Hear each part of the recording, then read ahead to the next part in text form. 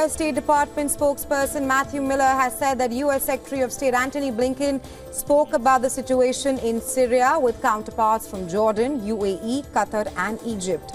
Miller said that Hayat Tahrir al-Sham HTS faction that overthrew the previous Syrian government was using the right words, but the United States would judge it by its actions. In response to inquiries about Israeli strikes in Syria, the State Department underscored its desire to avoid any actions that could complicate a Syrian-led peace process. Furthermore, Miller said that U.S. had stressed the responsibility of those in power in Syria to secure and eliminate any chemical weapons discovered.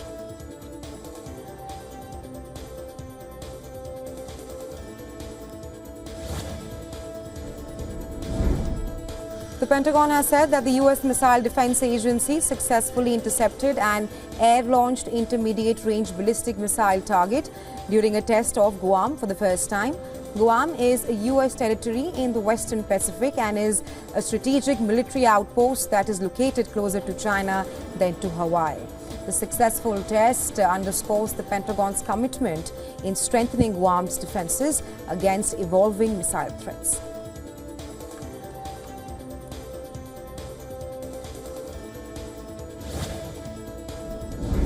U.S. President-elect Donald Trump on Tuesday nominated Kimberly Guilfoyle, a lawyer and former Fox News host who has dated his eldest son, to serve as the U.S. ambassador to Greece in his upcoming administration. Trump said in a post on Truth Social that Kimberly's extensive experience and leadership in law, media and politics, along with her sharp intellect, make her supremely qualified to represent the U.S. and safeguard its interests abroad.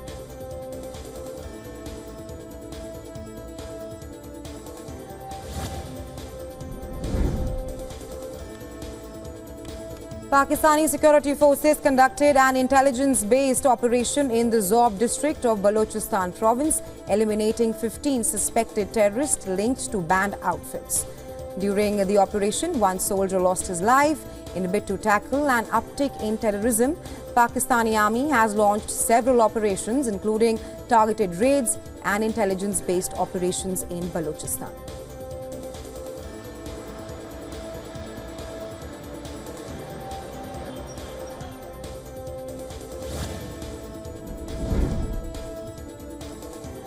South Korea's National Police Agency Commissioner General Cho Chi-hoo and Seoul's top police officer Kim Bong-sik have been detained for investigation into their roles in enforcing President Yoon Suk-yeol's short-lived martial law decree last week. And this comes as the main opposition Democratic Party prepares to submit a new impeachment motion against President Yoon as the country's main law enforcement institutions expand their investigation into whether the president's declaration amounted to rebellion or not.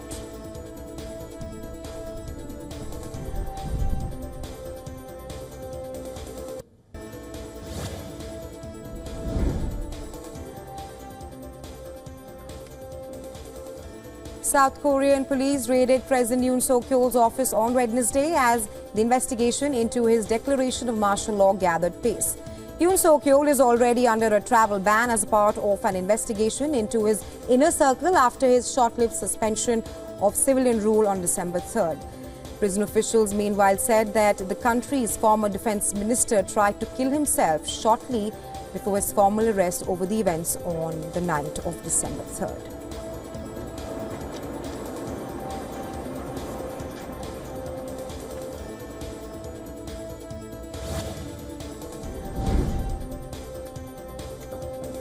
Taipei authorities have claimed that China has expanded its maritime drills in the waters around Taiwan, deploying around 60 warships and 30 Coast Guard vessels. The drills, which stretched from the southern islands of Japan to the South China Sea, simulated attacking foreign vessels and disrupting sea routes. A Taiwanese security official stated that the exercises aimed to draw a red line ahead of U.S. President-elect Donald Trump's inauguration.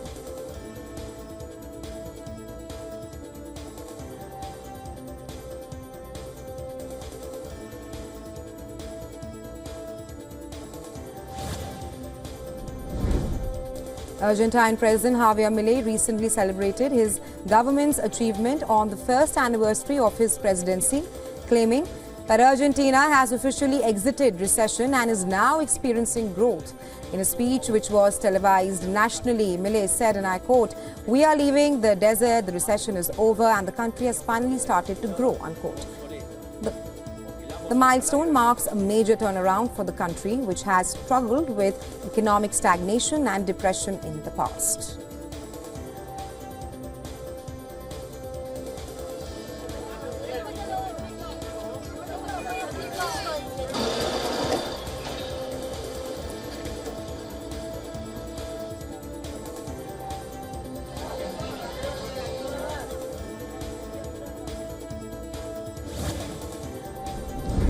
Demonstrators took to the streets of Rio de Janeiro on Tuesday to voice their opposition to a proposed amnesty for those involved in the 2022 coup plot against President Luiz Inácio Lula da Silva's government. The demonstrators have rejected the idea of pardoning individuals who stormed the Brazilian capital and rioted on January 8, 2022 in a failed attempt to keep former President Jair Bolsonaro in power. Brazil's federal police have accused former president and 36 others of attempting a coup. Demonstrators demand that the law should be upheld and those responsible should be held accountable.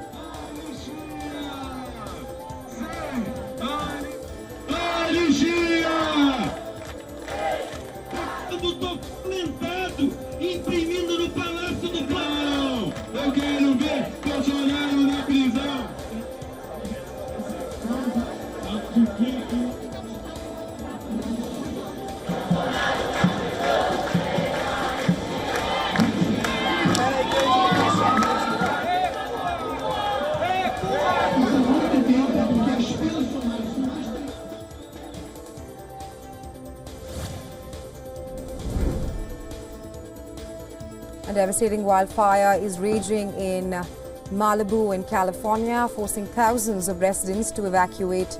The wind-driven wildfire in Malibu has prompted evacuation orders and warnings for 20,000 Southern California residents. The fire, which began on Monday night, has burnt nearly 2,800 acres of trees and dry brush, threatening structures and prompting a red flag warning for high fire risk. The fire is burning near seaside mansions, horse farms and colleges, where students sheltering at the school's library watched as the blaze intensified.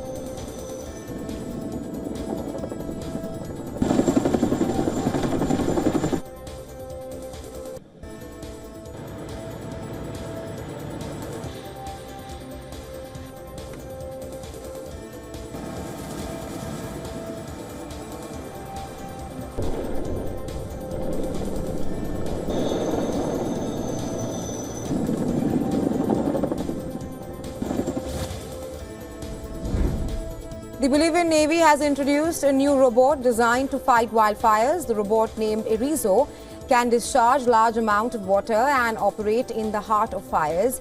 It has the capacity to carry 3.8 tons of water. The robot will join its ranks in the fight against wildfires 2 months after fires ravaged at least 10 million hectares in Bolivia. The fires, which occurred in September and October, were the largest in 10 years, prompting the government to declare a national disaster.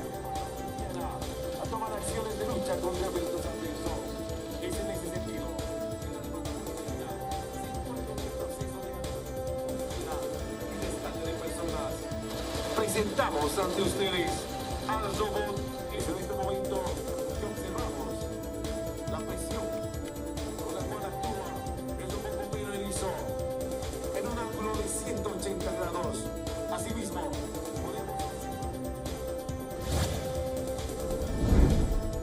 Drone footage released by the Philippines Red Cross has shown how homes, roads and buildings were covered in ash in the aftermath of a volcano eruption in the central Philippine province of Negros.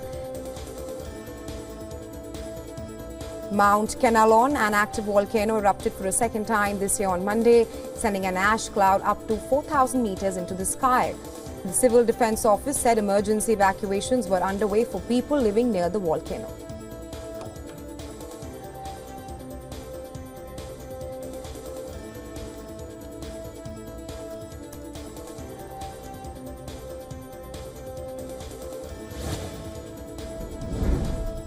US President Joe Biden plans to formally block the sale of United States steel to Nippon Steel on national security grounds once the deal is referred back to him later this month.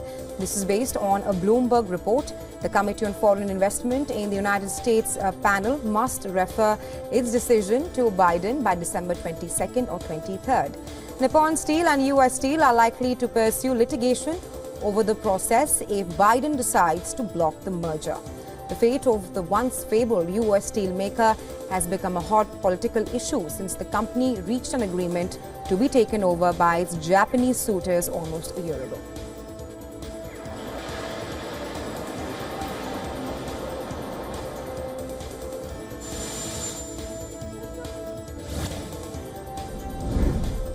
Oil holds steady ahead of key U.S. inflation data and a monthly report from OPEC that will provide a snapshot on the market. Brent traded near $72 a barrel after closing marginally higher on Tuesday. The consumer price index figures for November are due later on Wednesday and will provide clues on the path forward for monetary policy from the Federal Reserve. Oil has traded in a narrow range since mid-October, buffeted by a series of bullish and bearish factors, including West Asia tensions and expectations for a global glut. The US, however, has reversed its prediction for a surplus and it is now forecasting a small deficit in 2025.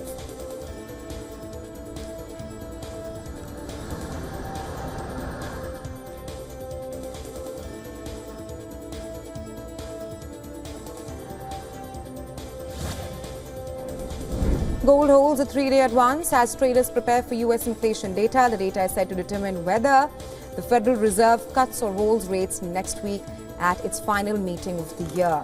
Spot bullion briefly traded above $72,700 an ounce after rising by more than 2% in the prior three sessions. Markets are currently pricing in a more than 70% chance of a quarter-point reduction by the Fed. Gold hit an all-time high in October, supported by the Fed's pivot to easing, haven demand and central bank buying. Prices enjoyed a lift in recent sessions after the People's Bank of China resumed purchases after a 6-month pause.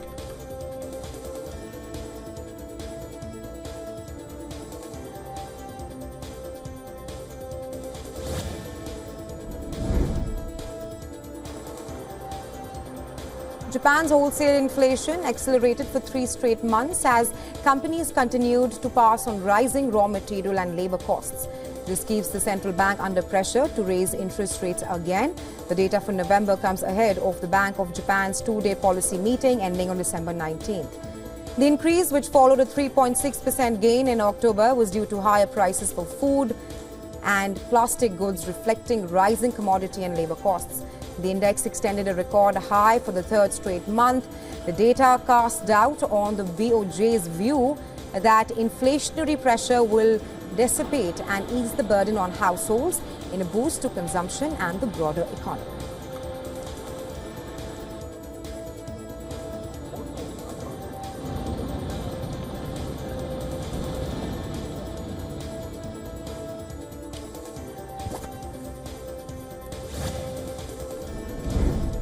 India is leading in technological adaptation globally, according to a new report by the Global Labour Market Conference. Over 70% of professionals are actively seeking opportunities to upskill. Around 55% of Indian workers fears that in next 5 years, their skills could become useless. 32% of respondents say that climate change is a key factor influencing their upskilling plans, majorly higher than in other countries like the UK and the US. Around 28% of Indian workers express that they are not satisfied with the current education system and its ability to meet evolving skill needs.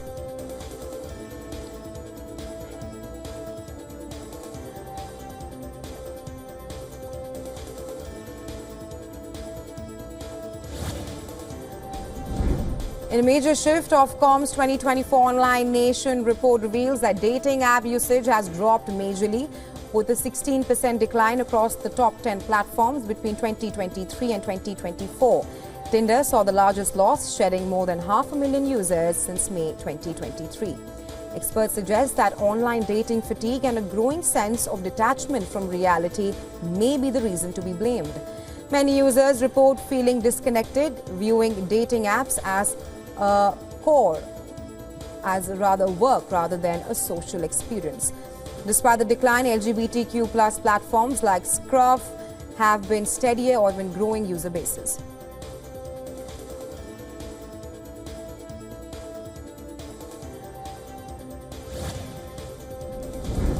Telegram is seeing a major surge in the number of installations in South Korea. The spike follows concerns over possible media censorship following the martial law fiasco. Last week, Telegram became the most downloaded mobile messengers in South Korea. Many users expressed their concern about potential shutdowns or censorship of domestic apps like KakaoTalk and turned to Telegram as a safer option. Telegram's rise marks a major shift as it had previously ranked 4th in app downloads in Korea.